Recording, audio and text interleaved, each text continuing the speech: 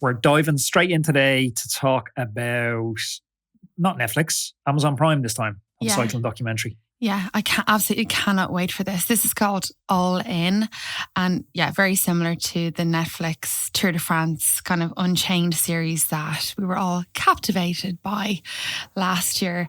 So cameras basically went and embedded themselves on the team bus and the hotels during the 2023 season of Jumbo Visma. Now Visma Lisa Bike. And very sponsor correct, Sarah.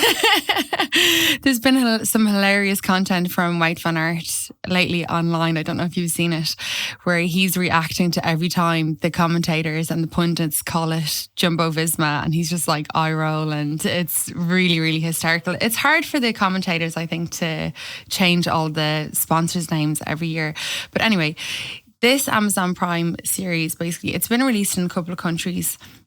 Belgium, Denmark, Finland, Iceland, a couple of places like that. It's not available in Ireland, the UK, I think the States. It's going to be released later in the year. Unless you have a VPN. Unless you have a VPN. I'm going to check out later because I haven't seen it yet. I cannot wait for this. I live for these fly on the wall documentaries where you get to see people's personalities and like what actually happened.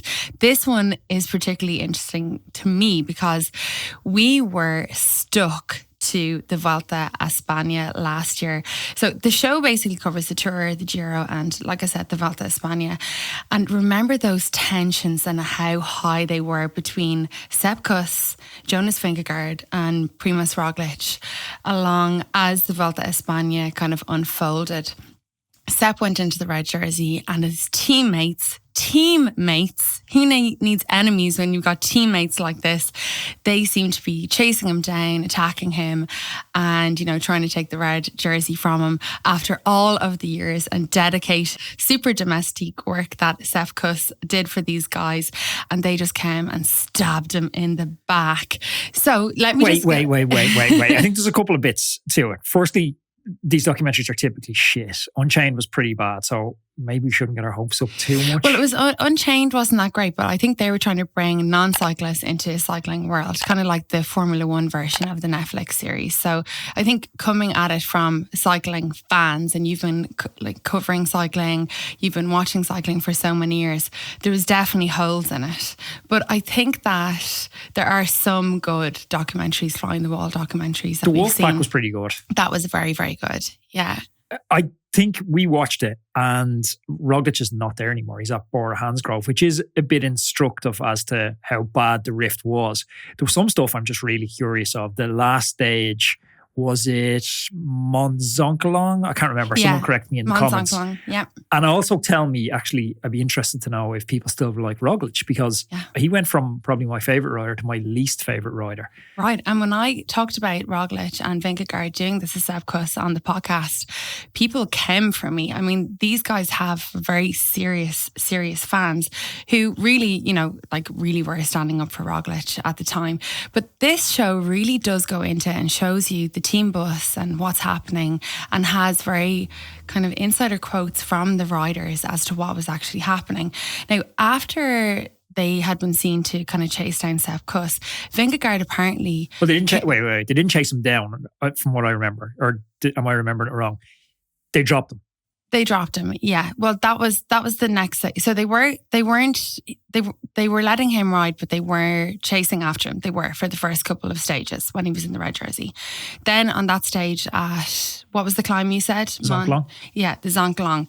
After that, apparently, the team director, who is Merjan Zeman, after that incident, he actually had to call a team meeting to say, we're riding for Sepp.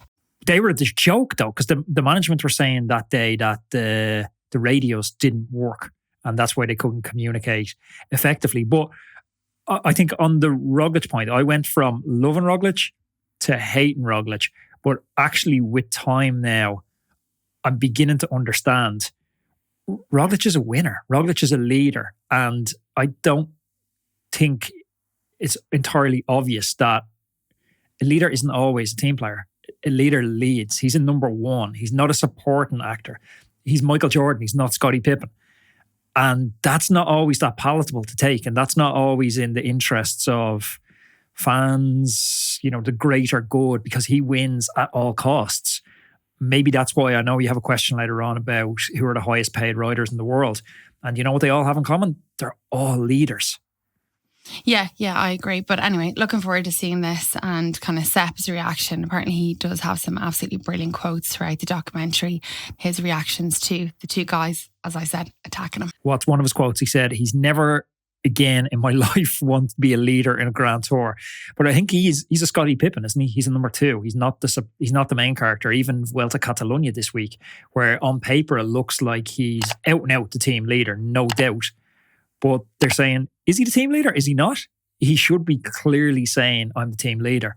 I had a friend who was teammates with Mark Cavendish at HTC Columbia, and he was contrasting. He was also teammates with Wiggins at Sky, and he was saying their leadership styles were so different because Wiggins at Sky, he just sit back and he wouldn't really say anything. But Cav would give these impassioned speeches where he'd say, guys, if you believe in me, if every single one of you is 100% committed to me today, I can win.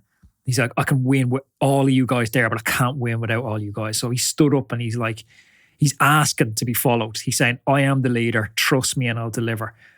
I don't think Sepp Kuss has that. Yeah, no, I have to say, I agree. So if you like this video, you should definitely check out this video because I know you're going to love it. And don't forget to subscribe to the channel.